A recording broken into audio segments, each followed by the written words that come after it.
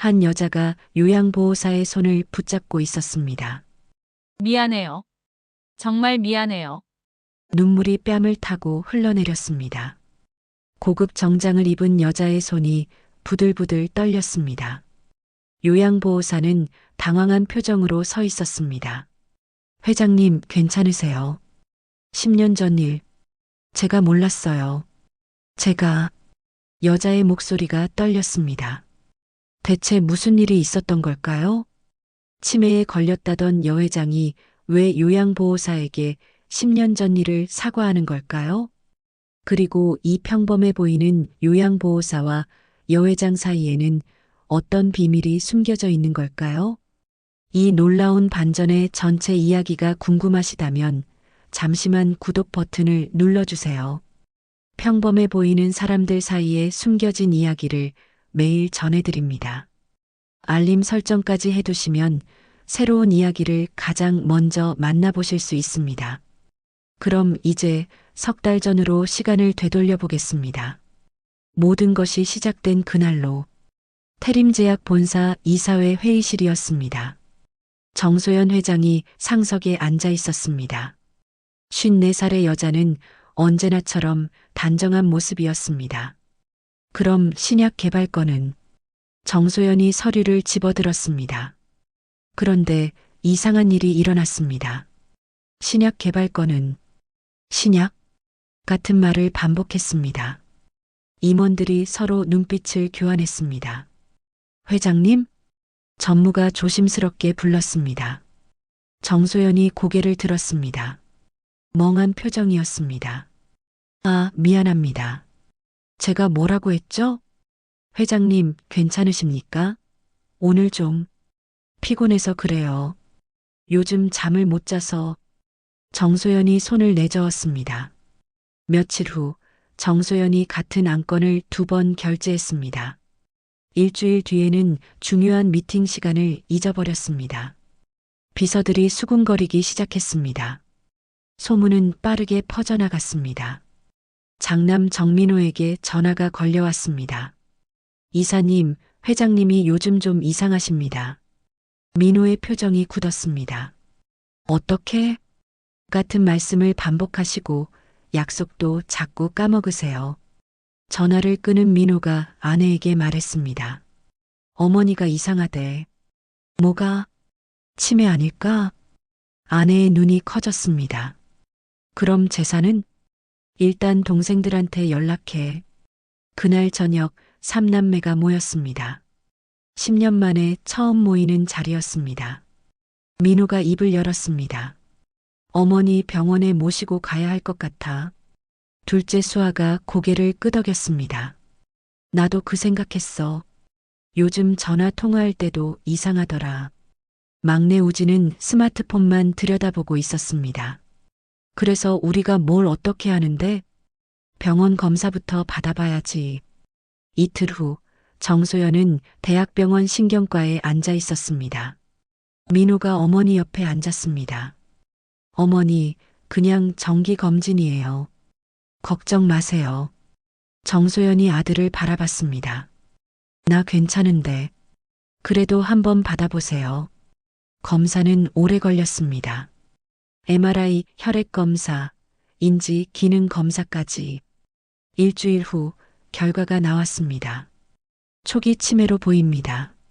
민호의 얼굴이 굳었습니다. 치매요? 네. 알츠하이머 초기 단계입니다. 약물 치료를 시작하셔야 합니다. 병원을 나오는 길 민호가 동생들에게 단체 문자를 보냈습니다. 어머니 치매 확진. 내일 집에서 만나자. 다음 날 저녁 정소연의 집이었습니다. 넓은 거실에 자식들이 모여 있었습니다. 정소연은 2층 침실에 있었습니다. 민호가 낮은 목소리로 말했습니다. 이제 어머니 혼자 회사 경영은 무리야. 수아가 끼어들었습니다. 그럼 오빠가 회사 맡아? 당연하지. 내가 이사잖아. 재산 분할은 어떻게 하는데? 우진이 처음으로 관심을 보였습니다. 일단 법률 자문부터 받아봐야지. 세 남매의 대화는 깊어져 갔습니다. 어머니의 건강 걱정은 없고 오직 재산 이야기뿐이었습니다. 2층 침실의 정소연은 창밖을 바라보고 있었습니다. 아래층에서 들려오는 자식들의 목소리가 희미하게 들렸습니다. 정소연의 입가에 쓴웃음이 스쳤습니다. 그날 저녁 식탁에는 음식이 가득했지만 자식들은 모두 돌아갔습니다. 정소연은 밥 한 숟갈이 목구멍으로 넘어가지 않습니다. 이제 시작이구나.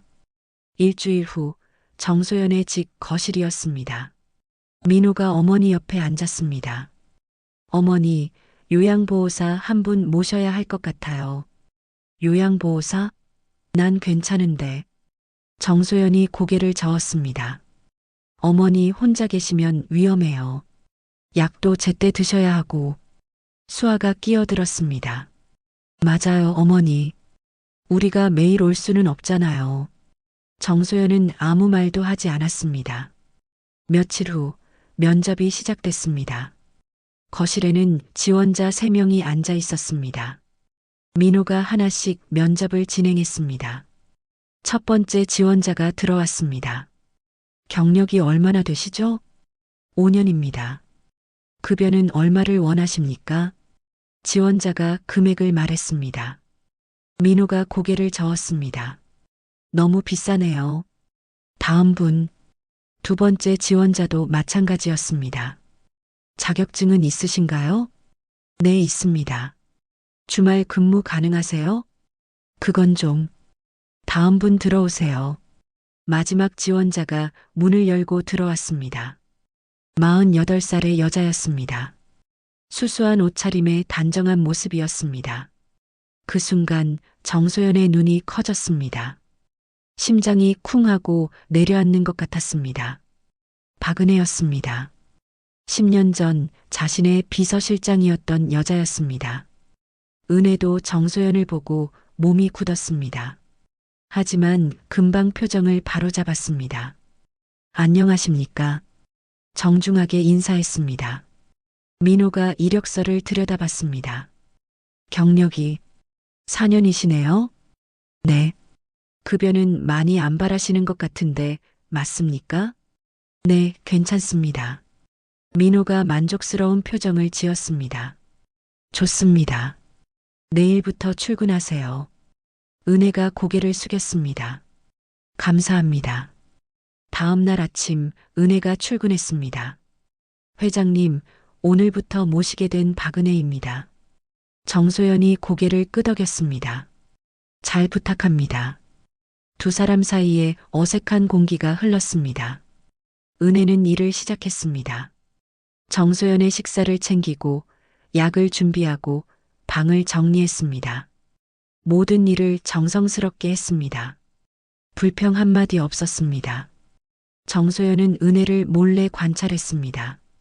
날 원망하고 있을까? 10년 전 일을 기억하고 있을까? 하지만 은혜의 얼굴에서는 아무것도 읽을 수 없었습니다. 아침 6시에 출근해서 저녁 8시에 퇴근했습니다. 정소연이 밤에 기침을 하면 물을 가져다 주었습니다. 식사를 거르면 걱정스러운 눈으로 바라봤습니다. 회장님, 조금이라도 드셔야 해요. 괜찮아요. 안 괜찮으세요? 기운이 없으시잖아요. 은혜가 죽을 다시 데워왔습니다. 정소연은 그런 은혜를 바라봤습니다. 가슴이 먹먹했습니다. 어느 날 오후였습니다. 소파 위에 가방이 놓여 있었습니다. 은혜의 가방이었습니다. 가방이 반쯤 열려 있었습니다. 낡은 수첩 한 권이 보였습니다. 정소연이 주위를 둘러봤습니다. 아무도 없었습니다. 조심스럽게 수첩을 꺼냈습니다. 오늘의 감사일기. 정소연의 손이 떨렸습니다. 다음 장을 넘겼습니다. 오늘도 일자리가 있어서 감사합니다. 지수가 건강해서 감사합니다. 밥을 먹을 수 있어서 감사합니다. 힘든 일이 있어도 이겨낼 힘을 주셔서 감사합니다. 내일도 웃을 수 있게 해주셔서 감사합니다. 원망하는 글은 단 한 줄도 없었습니다. 모두 감사하는 내용뿐이었습니다. 정소연의 눈에서 눈물이 흘렀습니다. 회장님? 뒤에서 은혜의 목소리가 들렸습니다. 정소연이 화들짝 놀라 수첩을 내려놓았습니다. 죄송합니다. 제가 은혜가 다가와 수첩을 집어들었습니다. 괜찮습니다. 담담한 목소리였습니다. 이거 매일 쓰세요? 정소연이 물었습니다. 네. 10년째 쓰고 있어요. 10년? 힘들 때마다 감사한 걸 찾아보려고요. 그럼 조금 견딜만해지더라고요. 정소연은 아무 말도 할 수 없었습니다. 은혜가 수첩을 가방에 넣으며 작게 웃었습니다. 저 약 준비할게요. 거실을 나가는 은혜의 뒷모습을 정소연은 한참 바라봤습니다. 그날 밤 정소연은 잠을 이룰 수 없었습니다. 10년 전의 기억이 떠올랐습니다. 횡령 사건, 억울하게 누명을 쓴 은혜, 차갑게 해고 통보를 했던 자신, 그리고 지금 원망 한마디 없이 자신을 돌보는 은혜. 정소연의 베개가 눈물로 젖어갔습니다. 주말 오후 민호 부부가 집을 찾아왔습니다.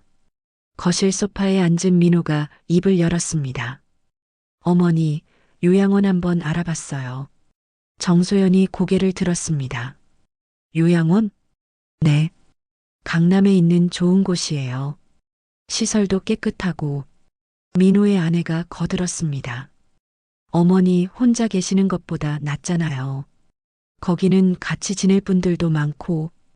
정소연은 아무 말 없이 찻잔을 들었습니다. 생각해 볼게. 너무 오래 생각하지 마세요. 자리가 금방 차니까. 민호가 서류를 테이블 위에 올려놓았습니다. 요양원 입소 신청서였습니다. 그날 저녁 수아도 찾아왔습니다. 손에는 명품 가방이 들려 있었습니다. 어머니, 회사 주식 좀 정리하시는 게 어때요? 주식? 네. 지금 시세가 좋거든요. 팔아서 현금으로 가지고 계시면 편하잖아요. 수아의 남편이 옆에서 끼어들었습니다. 저희가 세무사도 알아봤어요. 상속세 줄이는 방법도 있대요.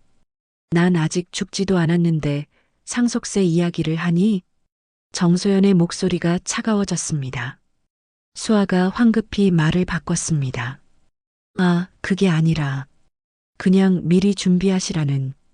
됐다. 나가봐라. 수아 부부가 인상을 찌푸리며 집을 나갔습니다. 밤이 되었습니다. 정소연이 침대에 누워 있었습니다. 가슴이 답답하고 숨이 막혔습니다. 신음소리가 새어나왔습니다. 은혜가 옆방에서 달려왔습니다. 회장님, 괜찮아요. 은혜가 정소연의 손을 잡았습니다. 차가웠습니다. 병원 가셔야 해요. 아니에요. 그냥 좀 쉬면 될 것 같아요. 하지만 증상은 나아지지 않았습니다. 은혜가 급히 구급차를 불렀습니다. 응급실 의사가 검사 결과를 설명했습니다. 과로와 스트레스입니다. 푹 쉬셔야 해요. 은혜는 병실에서 눈도 붙이지 않고 밤새 정소연 옆에 앉아 있었습니다. 정소연이 잠결에 눈을 떴습니다. 은혜가 의자에 앉은 채로 졸고 있었습니다. 고개가 옆으로 꺾여 있었습니다. 불편해 보였습니다. 왜 이렇게까지? 다음 날 아침 은혜의 휴대폰이 울렸습니다. 발신자는 지수였습니다. 은혜가 황급히 전화를 받았습니다. 지수야? 전화 너머로 낯선 남자 목소리가 들렸습니다. 보호자분이십니까? 박지수 학생이 편의점에서 쓰러졌습니다. 은혜의 얼굴이 하얗게 질렸습니다. 뭐라고요? 지금 병원으로 이송 중입니다. 은혜가 자리에서 벌떡 일어났습니다. 회장님, 죄송합니다. 제가 급히 가봐야 해서. 무슨 일이에요? 딸이 쓰러졌대요. 정소연이 은혜의 손을 잡았습니다. 어서 가보세요. 은혜가 허겁지겁 나갔습니다. 정소연은 최비서에게 전화를 걸었습니다. 박은혜 씨 딸이 어느 병원에 있는지 알아봐요. 네, 회장님. 10분 후 전화가 왔습니다. 같은 병원 응급실에 계십니다. 지금 당장 가서 병원비 수납해 주세요. 알겠습니다. 정소연이 전화를 끊고 창밖을 바라봤습니다. 응급실에서는 은혜가 딸의 손을 붙잡고 있었습니다. 21살의 지수였습니다. 엄마. 응, 지수야. 괜찮아. 엄마 왔어. 지수의 눈에서 눈물이 흘렀습니다. 의사가 다가왔습니다. 과로입니다. 며칠 입원하셔야 해요. 입원요? 그럼 병원비가. 은혜의 얼굴이 어두워졌습니다. 그때 최 비서가 나타났습니다. 박은혜 씨 보호자분이십니까? 네. 누구세요? 병원비는 걱정하지 마십시오. 이미 처리됐습니다. 네. 그게 무슨. 정소연 회장님께서 보내셨습니다. 은혜의 눈이 커졌습니다. 회장님이요? 최 비서가 봉투 하나를 건넸습니다. 따님이 회복하실 때까지 필요한 것 있으면 언제든 연락하세요. 은혜가 봉투를 받아들고 말문이 막혔습니다. 눈물이 주르륵 흘러내렸습니다. 감사합니다. 정말 감사합니다. 다음 날 은혜가 정소연의 병실을 찾아왔습니다. 회장님, 은혜의 눈이 붉었습니다. 딸은 괜찮아요? 네. 회장님 덕분에. 은혜가 무릎을 꿇으려 했습니다. 정소연이 황급히 은혜를 붙잡았습니다. 아니에요. 일어나세요. 은혜가 고개를 숙였습니다. 눈물이 바닥에 떨어졌습니다. 정소연의 눈시울도 붉어졌습니다. 병실 창으로 햇볕이 조용히 들어왔습니다. 태림제약 본사 이사회 회의실이었습니다. 긴급 이사회가 소집됐습니다. 민호가 회의 테이블 상석인 정소연의 자리에 앉아 있었습니다.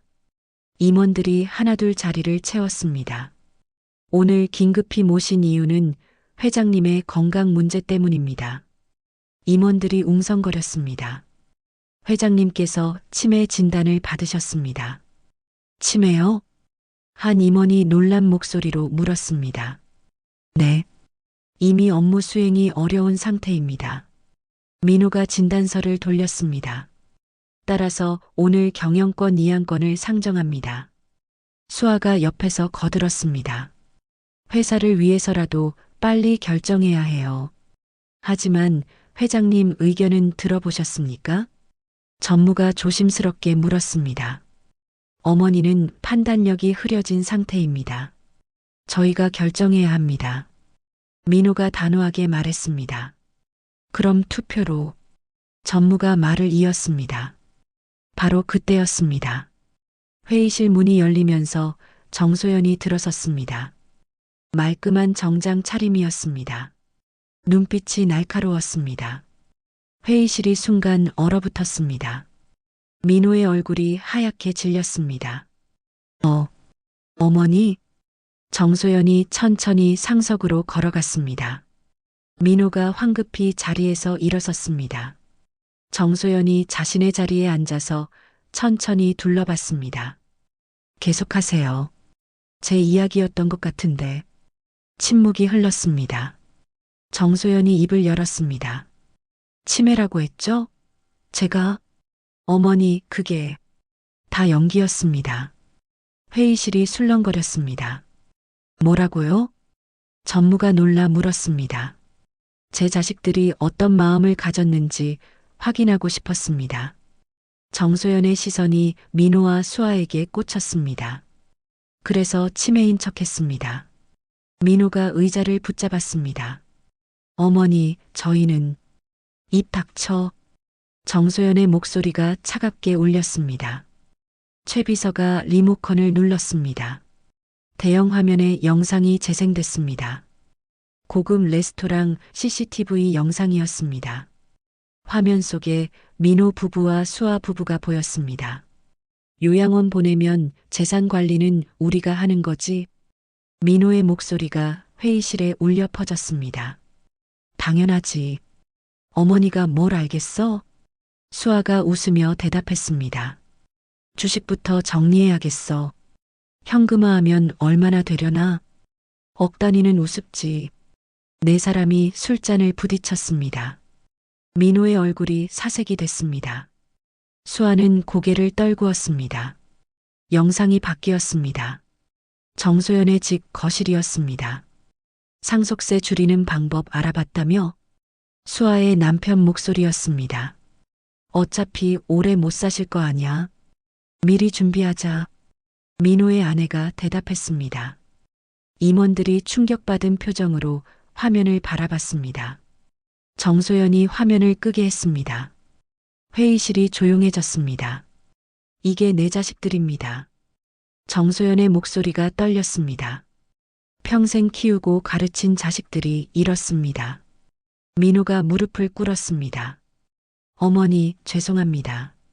저희가 정신이 없어서. 정신이 없었다고? 원래 그랬던 거 아니고? 정소연이 차갑게 물었습니다. 수아도 눈물을 흘리며 다가왔습니다. 어머니, 용서해 주세요. 정소연이 손을 내저었습니다. 오늘부로 너희는 회사 경영에서 손 떼. 어머니, 상속도 없어. 한 푼도 안 줘. 민호가 벌떡 일어섰습니다. 그럴 순 없어요. 법적으로. 법? 내가 법 우는애? 정소연이 비웃었습니다. 변호사들 다 준비돼 있어. 너희가 뭘 어떻게 하든 소용없어. 수아가 바닥에 주저앉았습니다. 어머니. 정소연이 자리에서 일어섰습니다. 나가. 어머니, 제발. 나가라고. 정소연의 목소리가 회의실을 가득 채웠습니다. 경호원들이 들어와 민호와 수아를 끌어냈습니다. 어머니, 어머니. 복도로 비명이 멀어져 갔습니다. 정소연의 어깨가 미세하게 떨렸습니다. 임원들은 아무도 말을 꺼내지 못했습니다. 회의는 여기까지입니다. 정소연의 목소리가 갈라졌습니다. 다들 나가주세요. 임원들이 조용히 자리를 떴습니다. 회의실에 정소연 혼자 남았습니다. 넓은 테이블, 빈 의자들. 눈물이 테이블 위로 떨어졌습니다. 내가 뭘 잘못한 걸까? 작게 중얼거렸습니다. 회의실 밖 복도에서 은혜가 서 있었습니다. 유리문 너머로 우는 정소연이 보였습니다. 조용히 회의실 문을 열고 들어갔습니다. 회장님. 정소연이 고개를 들었습니다. 눈물 범벅인 얼굴이었습니다. 박 선생님. 은혜가 다가가 정소연의 어깨에 손을 얹었습니다. 울어도 돼요. 그 말에 정소연이 무너졌습니다. 소리내어 울었습니다. 은혜가 정소연의 등을 토닥였습니다. 그날 저녁 서재에 정소연과 은혜가 마주 앉아 있었습니다. 정소연이 찻잔을 내려놓았습니다. 박은혜 씨, 10년 전 일 기억하시죠? 은혜가 천천히 고개를 끄덕였습니다. 네, 제가 진실을 몰랐습니다. 횡령 사건, 은혜 씨가 아니었어요. 진짜 범인은 김상무였습니다. 한 달 전에 제가 알아냈어요. 정소연이 서류 뭉치를 꺼냈습니다. 이게 증거예요. 김상무가 은혜 씨 명의로 돈을 빼돌렸던 거예요. 은혜가 서류를 받아들었습니다. 10년이나 지났는데 이제 와서 미안합니다. 정소연이 자리에서 일어나 은혜 앞에 무릎을 꿇었습니다. 제발 용서해 주세요. 제가 당신 인생을 망쳤어요. 은혜가 정소연의 팔을 붙잡았습니다. 두 사람이 마주 보았습니다. 저는 회장님을 원망하지 않아요. 해고당하고 처음엔 너무 억울했어요. 밤마다 울었어요. 은혜의 목소리가 떨렸습니다. 그런데 어느 날 깨달았어요. 원망하면 제 마음만 병든다는 걸. 정소연이 은혜의 손을 꽉 잡았습니다. 그래서 감사일기를 쓰기 시작했어요. 네, 힘든 상황에서도 감사할 걸 찾으려고 노력했어요. 은혜가 가방에서 낡은 수첩을 꺼냈습니다. 덕분에 지수를 더 잘 볼 수 있어서 감사했어요. 덕분에 제가 더 강해져서 감사했어요. 덕분에 진짜 중요한 게 뭔지 알게 돼서 감사했어요. 정소연이 수첩을 받아들었습니다. 빼곡하게 모두 감사합니다로 시작했습니다. 저는 치매 연기를 하면서 진짜 가족이 뭔지를 깨달았어요. 혈연으로 이어진 자식들은 제 재산만 노렸어요. 하지만 은혜 씨는 원망하지 않고 저를 돌봐줬어요. 정소연의 눈에서 눈물이 흘렀습니다. 제가 병원에 입원했을 때 밤새 곁에 있어준 사람은 은혜 씨였어요. 은혜도 눈물을 흘렸습니다. 지수가 쓰러졌을 때 병원비를 내준 분이 회장님이셨잖아요. 두 사람이 서로를 꼭 껴안았습니다. 정소연이 은혜에게 봉투를 내밀었습니다. 10년치 밀린 월급이에요. 그리고 위자료 받을 수 없어요. 은혜가 고개를 저었습니다. 받아야 해요. 제 마음이에요. 그리고 지수 씨를 우리 회사에 입사시키고 싶어요. 은혜의 눈이 커졌습니다. 회장님, 장학금도 전액 지원할게요. 앞으로 학비 걱정 마세요. 정소연이 은혜의 손을 잡았습니다. 은혜 씨, 제 곁에 있어 주세요. 제 가족이 돼 주세요. 은혜가 정소연을 꼭 껴안았습니다. 네, 회장님. 석 달 후 태림제약 사옥 앞이었습니다. 지수가 직원 명찰을 달고 출근 준비 중입니다. 엄마 다녀올게. 그래, 지수야. 힘내. 정소연이 두 사람에게 손을 흔들었습니다. 지수 씨, 첫 출근 축하해요. 감사합니다, 회장님. 저녁이었습니다. 오랜만에 식탁에 음식이 가득했습니다. 자, 건배. 세 사람이 잔을 부딪혔습니다. 밥이 이렇게 맛있었나? 함께 먹으니까요. 맞아요. 세 사람은 밝게 웃었습니다. 밤하늘에는 별이 빛나고 있었습니다. 10년 전 실수로 직원 하나를 잃었습니다. 하지만 그 직원은 원망 대신 감사를 선택했습니다. 그리고 외로운 회장에게 진짜 가족이 되어 주었습니다. 돈으로 살 수 없는 것들이 있습니다. 진심 용서, 그리고 함께하는 따뜻한 저녁 식사. 정소연은 이제야 알았습니다. 진짜 부자는 통장 잔고가 많은 사람이 아니라 마음을 나눌 사람이 곁에 있는 사람이라는 것을. 여러분 곁에도 그런 사람이 있기를 바랍니다. 이야기를 끝까지 들어주셔서 감사합니다.